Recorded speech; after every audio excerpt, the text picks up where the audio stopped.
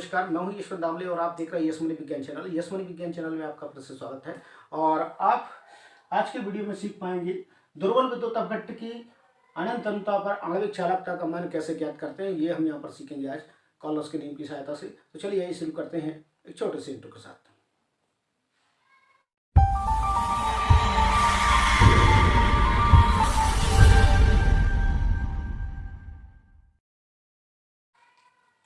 हम ये देख पा रहे हैं, आपने जैसे यहाँ स्क्रीन पर दिखाई दे रहा है, ठीक है ना, बोर्ड पर कि दुर्बल विद्युत अपघट्ट की अनंत अनुता पर आणविक चालकता का मान कैसे ज्ञात करेंगे। तो दुर्बल विद्युत अपघट्ट, कोई भी दुर्बल विद्युत अपघट्ट है, उसकी अनंत अनुता पर आणविक चालकता का मान ज्ञात कर पाएंगे हम कि प्रबल विद्युत अपघट्ट की सहायता से हम ज्ञात कर पाएंगे, ठीक है ना। तो ज्ञात करने के लिए सबसे पहले हम लेते हैं कोई भी दुर्बल विद्युत अपघट्ट। तो दुर्बल विद्युत अपघट्ट के रूप में हम जानते हैं, मैं स्क्रीन से पहले इसे साफ कर देता हूँ, इसके बाद दुर्बल विद्युत अपघट्ट यहाँ पर लेते हैं। तो हमें इस दुर्बल विद्युत अपघट्ट की आणविक चालकता का मान ज्ञात करना है। मान लीजिए CH3COOH, इसकी आणविक चालकता हमें ज्ञात करनी है। अब ये ज्ञात कैसे करना है, तो हमें प्रबल विद्युत अपघट्ट की आवश्यकता पड़ेगी। तो हम जो प्रबल विद्युत अपघट्ट ले रहे हैं उनकी सहायता से हम यहाँ पर इसी आणविक चालकता ज्ञात कर पाएंगे। ये हमारे पास दुर्बल विद्युत अपघट्ट है, ये आप देखेंगे। मैं यहाँ लिख देता हूँ दुर्बल विद्युत अपघट्ट, ये दुर्बल विद्युत अपघट्ट है। अब प्रबल विद्युत अपघट्ट कौन कौन से लेंगे हम, ये लेंगे CH3COONA अर्थात सोडियम एसीटेट, दूसरा लेंगे हम NaCl और तीसरा लेंगे हम HCl। तो ये हमने तीन प्रबल विद्युत अपघट्ट यहाँ पर लिए हैं।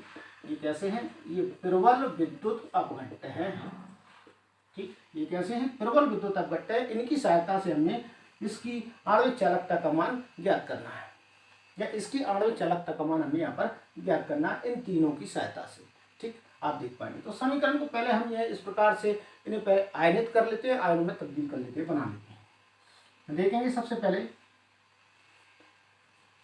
लैम्डा m CH3COONA बराबर लैम्डा इंफिनिटी, ये बन जाएगा CH3COO ऋणायन प्लस लगाएंगे लैम्डा इंफिनिटी, फिर लिखेंगे H धनायन। ये समीकरण बन गया एक।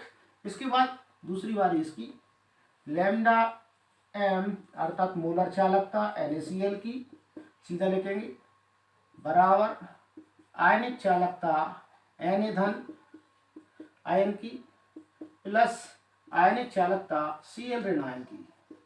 समीकरण नंबर 2 हमें प्राप्त हो गया जी। अब इसके बाद तीसरे नंबर पे आएगा HCl। तो मोलर चालकता HCl की बराबर का साइन लगाएंगे आयनिक चालकता H धनायन की प्लस यहाँ पर देखेंगे आयनिक चालकता Cl ऋणायन की। समीकरण नंबर 3 बन जाएगा यहाँ पर। इस प्रकार से हमें तीन समीकरण यहाँ पर प्राप्त हो जाएंगे। तीनों समीकरण में से हमें ये फाइंड करना है कि ये कैसे प्राप्त करेंगे हम। जब ये हम प्राप्त कर लेंगे तो हमें पता चल जाएगा कि क्या हमें करना है। तो ये प्राप्त करने के लिए हमें समीकरण, कौन से समीकरण में कौन सा समीकरण जोड़ें और किसको घटाएं, ये हमें नॉलेज होना चाहिए। तो इसके लिए हम यहाँ पर बोर्ड पर देखते हैं कि किस प्रकार से हमें ये काम करना है। चलिए, तो सबसे पहले हम यहाँ देखते हैं कि ये प्राप्त करने के लिए ये तो हमें चाहिए, ठीक, ये चाहिए। और एक हमें क्या चाहिए, एक हमें H धनायन भी चाहिए। तो H धनायन हमें चाहिए, सॉरी यहाँ पर आपके सामने जो NaCl लिखा है, मैंने यहाँ H धनायन लिख दिया है, तो इसे Na धनायन लिखना है मुझे, ठीक। ये हमें ऐसे ही लिखना पड़ेगी, Na धनायन है जी, ठीक। तो यहाँ से आप इसे संशोधित कर लें। अब यहाँ पर हमें देखना है कि हमें क्या करना है। एक तो ये चाहिए और दूसरा हमें चाहिए ये। तो ये दो चीज़ें हमें चाहिए, ठीक। ये दो चीज़ें हमें चाहिए, मतलब ये हमें प्राप्त करना है, प्राप्त हो जाना चाहिए। तो हमें ये देखना है कि कौन सी चीज़ किस में से घट सकती है। तो देखिए Na पहले समीकरण में मिल रहा है और दूसरे समीकरण में भी है, ठीक है। तो पहला और दूसरा समीकरण, मतलब पहले में से दूसरे समीकरण को घटाना है, तब जाकर Na क्रॉस हो पाएगा, ठीक। यहाँ देखेंगे Cl हमें जो तीसरे समीकरण में है वो कहाँ मिल रही है, यहाँ देख पाएंगे आप दूसरे समीकरण में, इस प्रकार से। तो दूसरे समीकरण में मिल रही है, ये भी कट होना चाहिए। सही है या गलत है, आप देखिए। तो आपको ये समझ में आ रहा होगा, Na यहाँ मिल रहा है और इसका Cl यहाँ मिल रहा है। तो एक समीकरण ऐसा होगा जिसके दोनों आयन किन्हीं दो समीकरणों में आपको मिलेंगे, तो हम ये कहेंगे कि इसके दोनों आयन, किसके, समीकरण दोनों, दो के दोनों आयन, मतलब कि ये दो आयन दिखाई दे रहे हैं आपको, सोडियम आयन और क्लोरीन आयन या क्लोराइड आयन, वो आपको एक तो आपको यहाँ प्राप्त हो रहा है, दूसरा यहाँ मिल रहा है।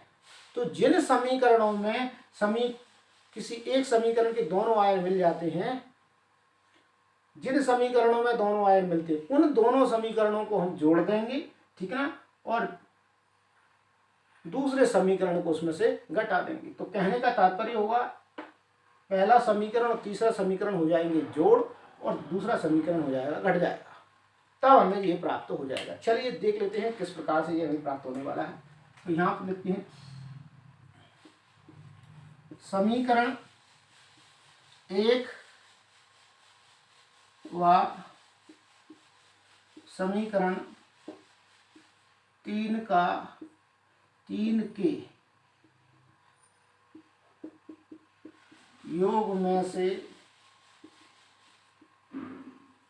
समीकरण 2 को घटाने पर, तो समीकरण 1 और 3 का योग करेंगे, उसमें से समीकरण 2 को घटाएंगे, तब हमें ये प्राप्त हो जाएगा। तो देखिए किस प्रकार से यहाँ पर हम देखेंगे, हमें प्राप्त ये करना है। ये यहाँ पर लिखेंगे हम मोलर चालकता CH3COOH यहाँ पर ले लिया है, बराबर का साइन लगाएंगे, फिर यहाँ पर ये आयन लिखेंगे सबसे पहले समीकरण 1, ठीक है, CH3CO ऋणायन प्लस लैम्डा इन्फिनिटी, कौन सा आयन है यहाँ पर देख लेंगे, Na धनायन है, तो Na धनायन लिख दिया, ये समीकरण 1 कंप्लीट हो गया। समीकरण 3 लिखेंगे, इसके बाद प्लस, योग करना है, इसलिए आप चाहें तो इनमें कोष्टक का यूज कर सकते हैं, और ताकि आपको समझ में आए कि समीकरण 1 कहाँ से है और समीकरण 2 कहाँ से है। यहाँ तक समीकरण 1 था, अब समीकरण 2 आ जाएगा यहाँ से, तो ये आ जाएगा H धनायन प्लस ऋणायन है की चालकता, इस कौन सा है, ये समीकरण 2 आ गया। अब समीकरण 3 को हमें घटाना है, तो माइनस में यहाँ पर यूज करूँगा और समीकरण 3 लिखेंगे। यहाँ पर लिखेंगे हम लैम्डा इन्फिनिटी या Na धनायन अनंत क्रमता पर, और प्लस लगाएंगे कि प्लस लगा है, और अनंत क्रमता पर Cl ऋणायन की चालकता, यह कोष्टक लगाएंगे। ये इस प्रकार से हमें कैलकुलेशन करना है। अब आपको कुछ नहीं करना है, कोष्टक ओपन करना है, ब्रैकेट ओपन करेंगे, ब्रैकेट ओपन कर देंगे, तो इसके बाद कोष्टक को जब खोलेंगे हम, तो हमें क्या प्राप्त होगा। दूसरा समीकरण यहाँ पर बनेगा लैम्डा इन्फिनिटी CH3COOH बराबर, यहाँ पर देख पाएंगे ये ऐसा कैसे लिखा जाएगा, कोई दिक्कत नहीं, ठीक, CH3COO ऋण प्लस में लिखेंगे हम Na धनायन की चालकता, प्लस लगाएंगे, आप यहाँ पर देख पा रहे हैं जो प्लस मैं यहाँ लगा रहा हूँ, जो आपको दिखाई देगा।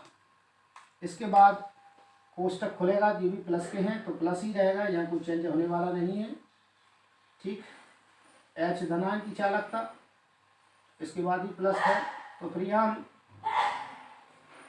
हमने लिख दिया H धनायन की चालकता है, और फिर इसके बाद लिखेंगे लैम्डा इन्फिनिटी अर्थात ऋणायन की चालकता। अब यहाँ पर ये कंप्लीट हो गया। अब यहाँ से कोष्टक जब ब्रैकेट ओपन करेंगे तो उसमें माइनस का मल्टीप्लाई हो जाएगा, तो ये आ जाएंगे माइनस में, तो Na आ जाएगा माइनस में, अर्थात Na धनायन की चालकता, इसका माइनस में गुणा होगा तो ये माइनस आ जाएगा प्लस का, और यहाँ जाएगा इन्फिनिटी ऋणायन की चालकता।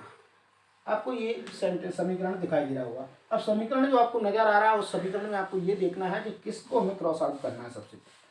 तो यहाँ से देखेंगे हम, तो पहला पद यहाँ पर आपको दिखाई देगा Na धनायन का है, और दूसरा यहाँ पर भी ये Na धनायन वो ऋण के हैं, और ये Na धनायन ये पॉजिटिव चार्ज वाले हैं, तो ये दोनों ही कट जाएंगे, अर्थात इन्हें हम क्रॉस कर सकते हैं, ठीक। इस प्रकार से यहाँ से आप इन्हें क्रॉस कर सकते हैं, और क्रॉस मैं यहाँ पर कर रहा हूँ, ये कट गए हैं, ठीक है। यहाँ पर आपके सामने ये क्रॉस मैंने बना दिया है, डबल से मैं दूसरे पेन से क्रॉस कर देता हूँ यहाँ से।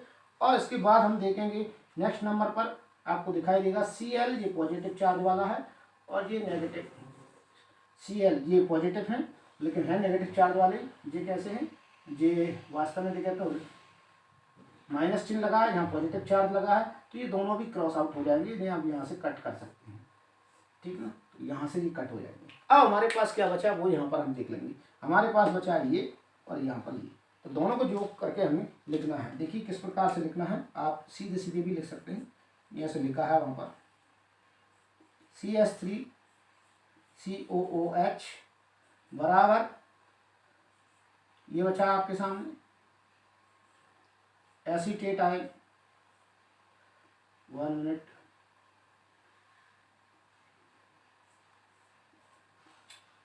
प्लस H धनायन यहाँ पर बचा है, H धनायन हम यहाँ पर लिख देंगे। नेक्स्ट समीकरण हमें प्राप्त हो गया। अब इस समीकरण को हमें क्या करना है, ऐड करना है, जोड़ना है, मोलर कंडीशन में आ जाएगा। तो ये जोड़ेंगे तो मोलर कंडीशन में आ जाएगा, अर्थात ये इसके बराबर प्राप्त हो जाएगा। मोलर चालकता एसिटिक अम्ल की CH बराबर, इन दोनों का योग करेंगे तो ये भी मोलर चालकता ही हो जाएगी, और लैम्डा मोलर चालकता किसकी है, CH3COOH, ये हमें प्राप्त हो जाएगा। इस प्रकार से आप देख पाएंगे कि यहाँ पर जो समीकरण हमें प्राप्त हो रहा है वो वास्तव में एसिटिक अम्ल के बराबर है, तुल्य है। और इस प्रकार से आप किसी भी दुर्बल विद्युत भट्टी की आणविक चालकता का मान ज्ञात कर पाएंगे।